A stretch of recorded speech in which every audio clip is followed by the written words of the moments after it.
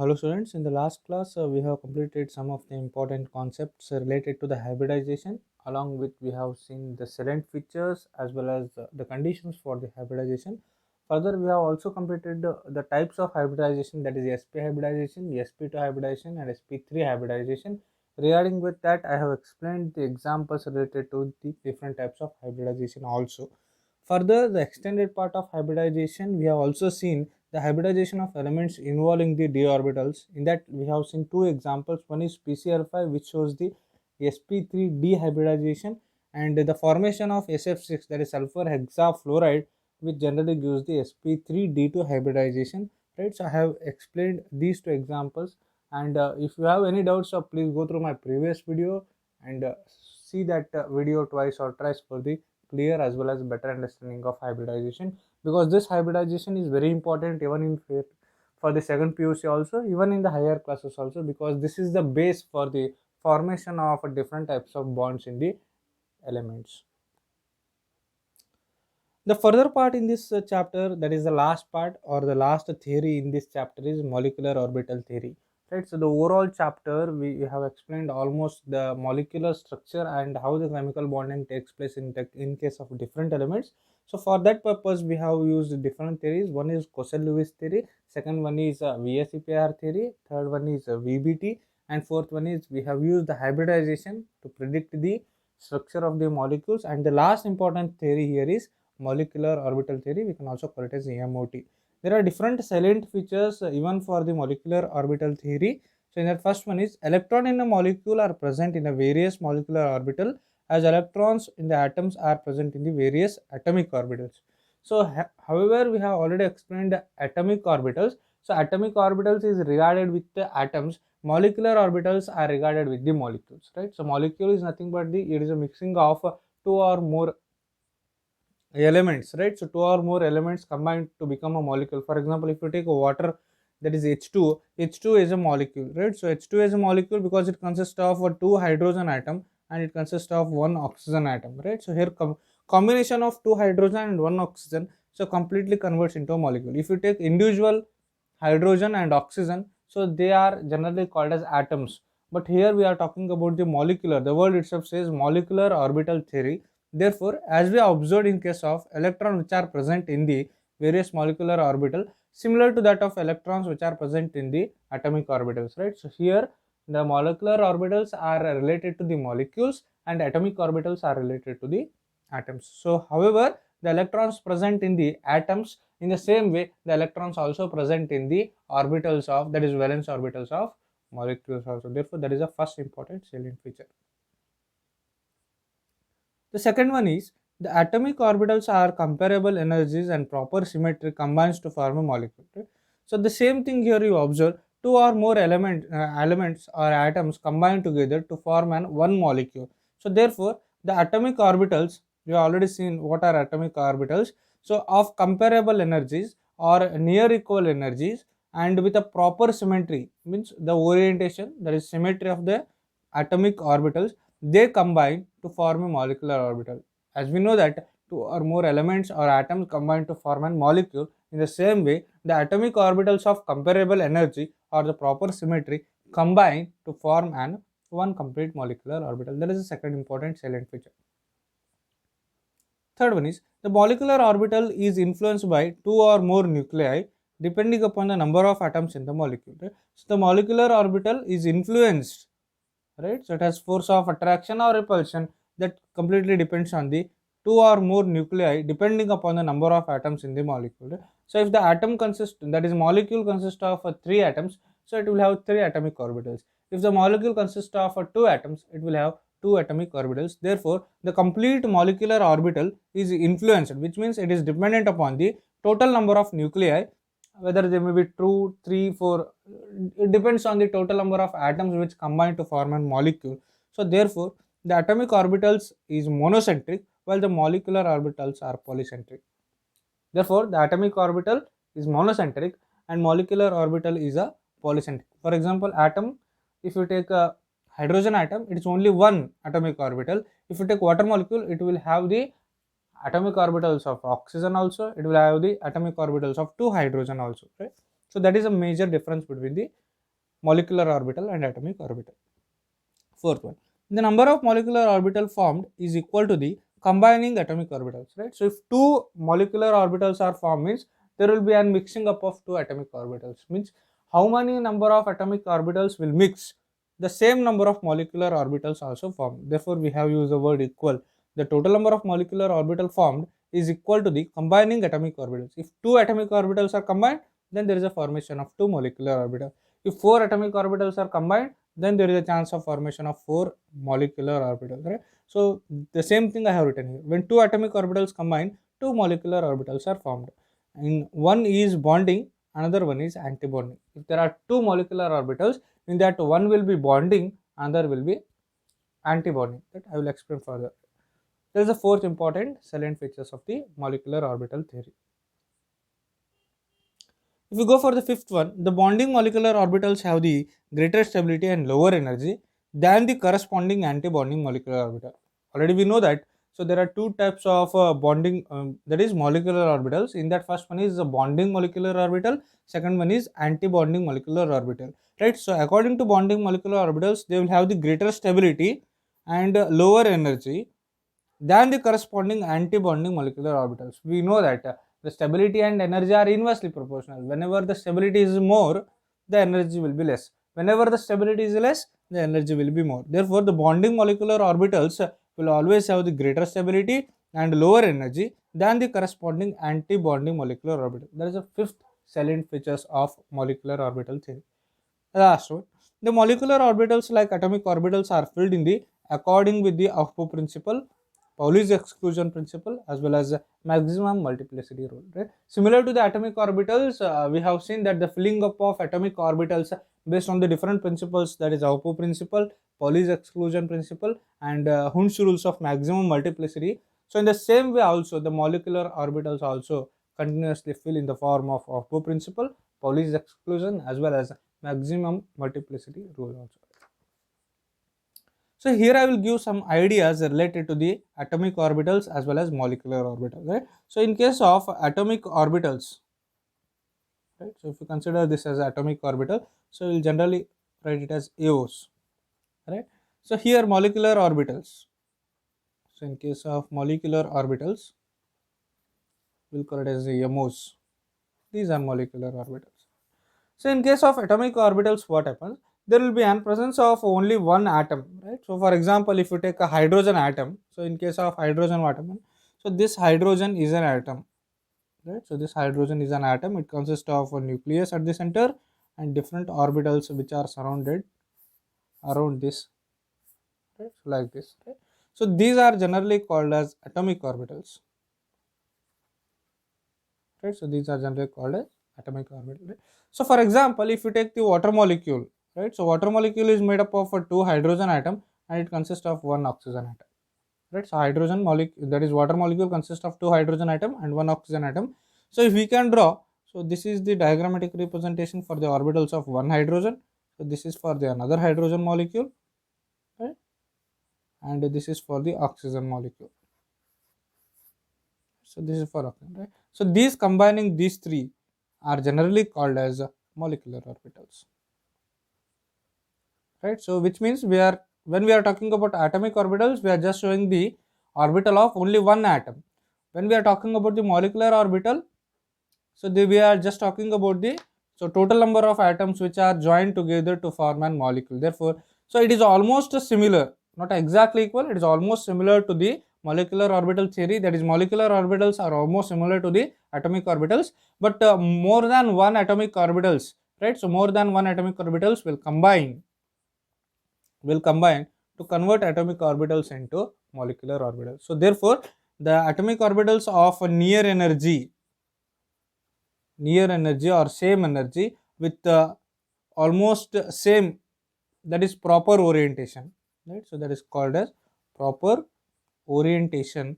They will combine each other to form an, right? So atomic orbitals can be converted into molecular orbitals. Atomic orbitals can be converted into molecular orbitals. So that is based on the near equal energies, that is called as comparable energies.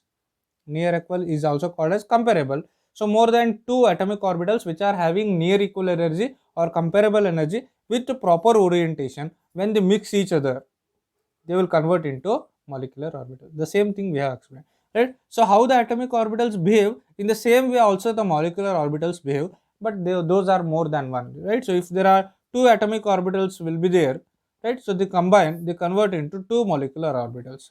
If there are three atomic orbitals, they combine and they convert into three atomic. That is always in the equal number. That is always in the equal number. If there are two atomic orbitals, they convert into two molecular orbitals. If there are three atomic orbitals combined, they will convert into three molecular orbitals. The same thing we have explained. Right? So after the formation of molecular orbital, so there are two types of molecular orbitals, right? Therefore, the molecular orbitals are generally recognized as two types. So one is called as bonding molecular orbitals. One is called as bonding molecular orbital. Second was called as anti-bonding molecular orbitals. Right, so we'll call it as AMOs, right? So one is called as bonding molecular orbitals, that is type of molecular orbital. Second is called as anti-bonding molecular orbital, right? So in bonding, what happens? The energy is less, right? So the energy is less and the stability is more, right? So the energy is less, stability is more in bonding, right? And in the anti-bonding, what happens? The energy is more, stability is less. Right, so further we'll see the diagrammatic representation and why the energy is less and stability is more, right? So always remember, after the formation of molecular orbital by the addition of atomic orbitals, the molecular orbitals will be of two types. One is bonding molecular orbitals, second one is anti-bonding molecular orbitals. So in bonding molecular orbitals, energy is less, stability is more. In anti-bonding molecular orbital, energy is more and stability is less, because energy is always inversely proportional to stability. 1 by stability, right? So if energy is more, stability will be less. If energy is less, stability will be more, right? So this can be explained with the help of different example. Further I will explain. Just remember, these are the important salient features of molecular orbital theory, which can be asked for 3 marks in the annual examination. Write the salient features of molecular orbital theory, right? I will read out once again. The electron in the molecule are present in the various molecular orbital as the electrons present in the atom, that is atoms which are present in the atomic orbitals, right? Which means almost same even in case of atoms as well as molecules. The atomic orbitals of comparable energy and near equal energy or proper symmetry, they combine to form a molecular orbital, that I have already explained. The molecular orbitals is influenced by two or more nuclei depending upon the atom in the molecule. Therefore, atomic orbital is monocentric, while as molecular orbital is polycentric. Here if you observe, the atomic orbital only consists of one nucleus, molecular orbital consists of more than one nucleus. So therefore, this is called as a monocentric. Since it is having only one nucleus, it is called as monocentric, right? So and this is called as polycentric. So that is called as polycentric, right? So that is the major difference between the atomic orbitals as well as molecular orbitals. Next one, the number of molecular orbital formed is equal to the combining atomic orbitals. When two atoms or two atomic orbitals combine to form and two molecular orbitals, they are formed. One is bonding, another one is antibonding. So one is bonding, another one is antibonding. Fifth one, the bonding molecular orbitals have the greater stability and lower energy than the corresponding anti-bonding molecular orbital. Okay? So the bonding molecular orbitals have greater stability and they will have the less energy, as we already seen, and anti-bonding will always have the more energy and stability is less. Further we'll see the representation. The molecular orbitals like atomic orbitals are filled according to with the accordance with the alpha Aufbau principle, Pauli's exclusion principle, as well as Hund's rules of maximum multiplicity. The same rules even used for the atomic orbitals, that is filling up of atomic orbitals. Even the same rule is used in the filling up of molecular orbital in different molecules also.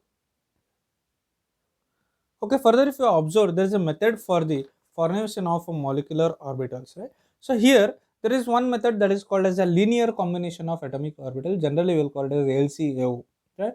So the method for the formation of molecular orbital, that is combining of atomic orbitals, is generally given by the method called LCO. The LCO stands for linear combination of atomic orbitals, right? So By the linear combination of atomic orbitals, there is a formation of two different molecular orbitals. Already we have seen one is bonding, another one is anti-bonding.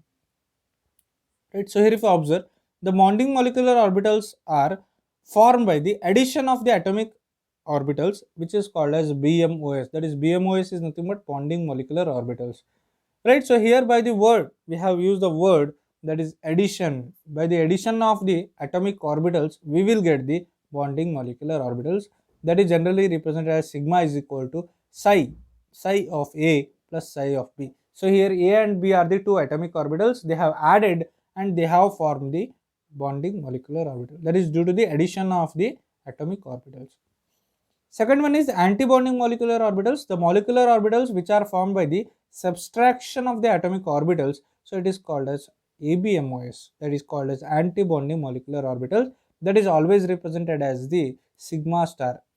Remember, that is always represented as the sigma star. So here sigma star represents the anti-bonding molecular orbital. That is a subtraction of the wave function. That is subtraction of the atomic orbital. That is psi a minus psi b. Observe here, in case of a sigma, so we have given psi a plus psi b. In case of sigma star, we have given psi a minus psi b. Right. So the molecular orbitals which are formed by the subtraction of the atomic orbitals is called as antibonding molecular orbitals, and bonding molecular orbital means the molecular orbitals which are formed by the addition of the atomic orbitals is called as bonding mode, and it is represented as sigma, that is equal to psi of A plus psi of B. In case of antibonding, it is represented as sigma star, that is equal to psi of A minus psi of B. And here we have given the representation. Observe the representation. So in the y-axis we have given the increasing energy, right? So if you go up, the energy goes on, increases, and these are two atomic orbitals. They have mixed, and they have given two types of atomic orbitals. Below it is a bonding molecular orbital, and above it is anti-bonding molecular orbital. Observe carefully. There are two atomic orbitals, and these two have mixed. And they have converted into two different molecular orbitals. In that, first one is bonding molecular orbital because its energy is less. Here the energy is less, so that is bonding molecular orbitals, and here the energy is more. That is called as anti-bonding molecular orbitals, right? So here sigma represents the bonding, that is equal to psi a plus psi b, and sigma star represents psi a minus psi b, right? So this is the overall representation of molecular orbitals which are formed by the addition of two atomic orbitals. Whenever there is addition of two atomic orbitals, they have converted into two types of molecular orbitals. First one is bonding molecular orbital, that is addition of the atomic orbitals. Second one is anti-bonding molecular orbitals, that is subtraction of the atomic orbitals, that is represented as sigma star, that is equal to psi a minus psi b. And in case of bonding molecular orbital, that is sigma is equal to psi a plus psi b, right? So this is the very important diagrammatic representation. Okay, further, if you observe, what are the conditions for the combining of atomic orbital, which means for the formation of molecular orbital, we need a combination of atomic orbitals. But what are the conditions for the combination of atomic orbitals? In that, first one is the combining atomic orbitals must have similar or near equal energy, right? So nearly same energy, which means the energy difference between the two atomic orbitals must not be greater. Whenever it is near equal energy or same equal energy, then only the combination of atomic orbital takes place. That is the first important condition. Second one is the combining the atomic orbital must have same symmetry. Along with near equal energy or same energy, they must have the same axis of symmetry. Whenever the symmetry is more, the attractive force will be more, and there is very easily the molecular orbitals will form. Third one, the combining atomic orbital must overlap to a maximum extent, right? So the mixing up of atomic orbitals or the overlapping of atomic orbitals must be at the greater extent, that is called as maximum extent. Then only there is a chance of formation of molecular orbital, right? So this can be asked for 2 marks, the conditions for formation of atomic molecular orbitals. So these are very simple, right? The combination of atomic orbitals, they must have near equal energy or same energy, and they must have the same symmetry, and overlap of the atomic orbitals will be at the maximum extent. Okay? So further, if you write general electronic configuration, of those molecular orbitals, that is sigma 1s is having less energy compared to sigma star 1s, so that is having the sigma 2s greater than sigma star of 2s greater than sigma of 2pz greater than pi 2px, that is equal to pi 2py, and which is having the, sorry, it is a lesser value. Sigma 1s is having the lesser value than sigma star 1s, which is having the lesser energy when compared to sigma 2s, which is having the lesser energy when compared to sigma star 2s, which is having the lesser energy sigma 2pz, and which is having the lesser energy, and here sigma 2px and sigma 2py are almost near equal, and which is lesser than sigma star 2pz x, that is equal to sigma star 2py, so which is almost lesser than the sigma star 2, right? So here I will show how the electronic configuration in case of atoms are written, right? So this is in the general way, so I am writing in the general electronic configuration of the different orbitals here. So if you observe, so that is 1s, and this is also 1s.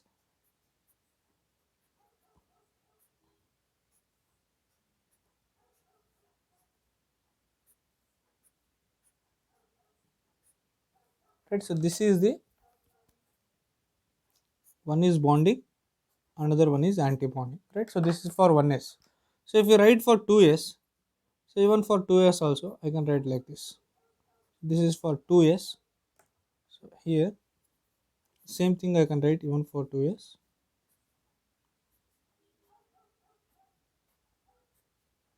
So even for 2s also, this is for 2s. One is bonding, another one is anti-bonding. So if you go for a p orbital, so p orbitals are 3. If you observe, these are 3, and here also it is 3. Right? So therefore you will get it 2 arrangements. Right? So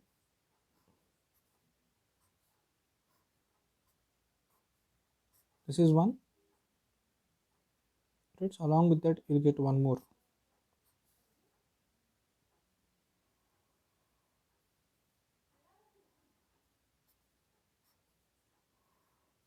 Right? So here you can observe like this.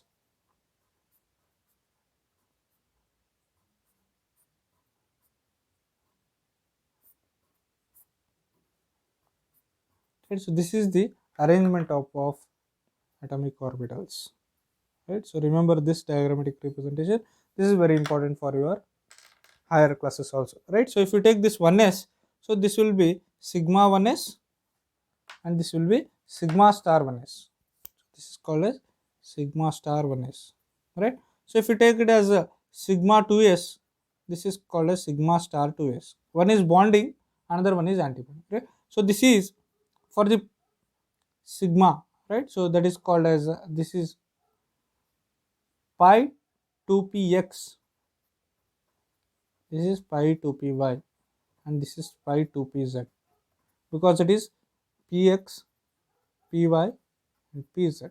Similarly, it is px, py, and pz, because p orbitals are 3, right? So this is pi 2pz, pi 2px, and pi 2py, right? So here it is pi star 2px, and this is pi star 2py, and this is pi star 2pz, right? So this is the orbital diagrammatic representation, that is in case of general. So therefore while writing you have written sigma 1s is have less energy than sigma star 1s. The same thing I have written here.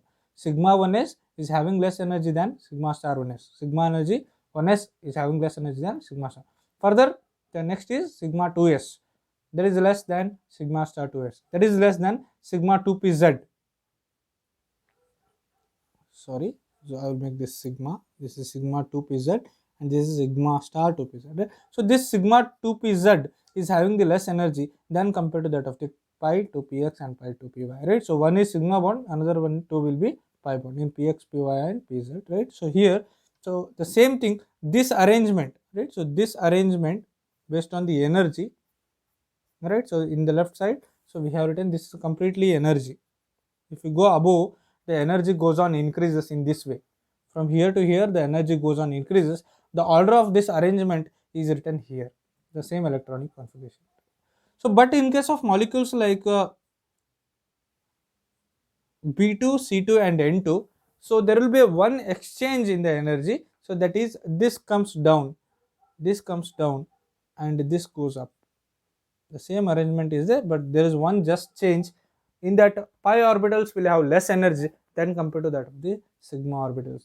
That will also, I will draw that also, right? So in the exceptional cases like B2, N2, right? So and even in case of a seat, that is whenever there is attachment of two carbon atoms, so the diagrammatic representation will be like this.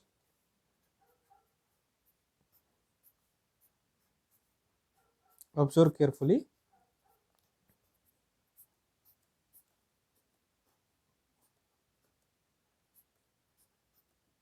Is for 2s, px, py, pz. Here also it is px, py, pz.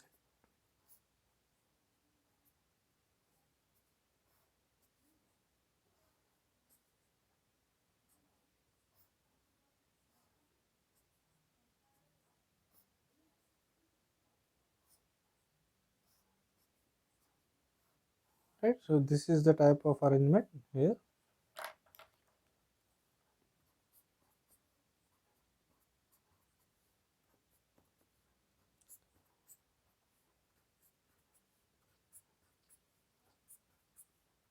Right, so this is for 1s, this is 2s, this is 2p, that is px, py and pz. So this is also px, py and pz. So here you can observe, right? So that is a pi 2px and pi 2py. This is sigma 2pz, right?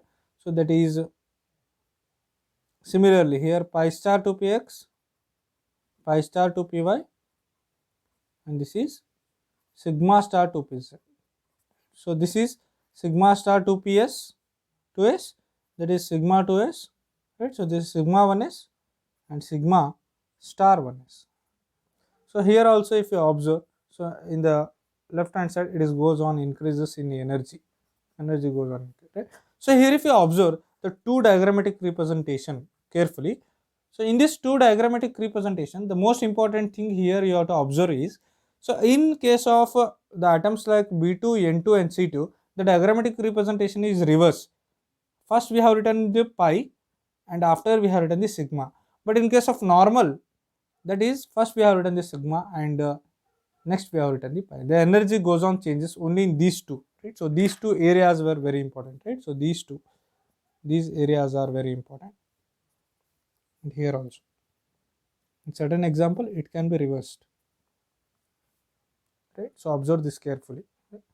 So both are almost same, but there is only change in the energy of the sigma 2pz and pi 2px and pi 2py, even in case of general electronic configuration of different elements, and these three are having the exceptional B2, N2 and C2. Therefore, by combining these two, I have written the electronic configuration here.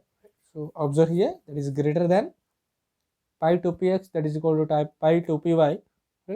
So this greater than sigma 2pz, and here it is reversed in general form, right? So that is sigma 2pz is less than pi 2px, which is equal to pi 2py, right? So that is all about the electronic configuration in case of B2, N2 and C2. That is the reverse in case of general form of other than B2, N2 as well as C2, right? So that is the overall representation of electronic configuration related to the bonding as well as anti-bonding orbitals in case of different molecular orbitals. So once we'll see what we have learned in today's class. So today we have seen the last important theory of the chemical bonding, that is molecular orbital theory. In that we have seen more than 5 salient features of molecular orbital theory, and if they ask for 3 marks, you must write all the salient features of the molecular orbital theory. And along with that, we have seen the formation of molecular orbitals by the help of a linear combination of atomic orbitals. That is the method for the combination of atomic orbitals for the formation of molecular orbitals.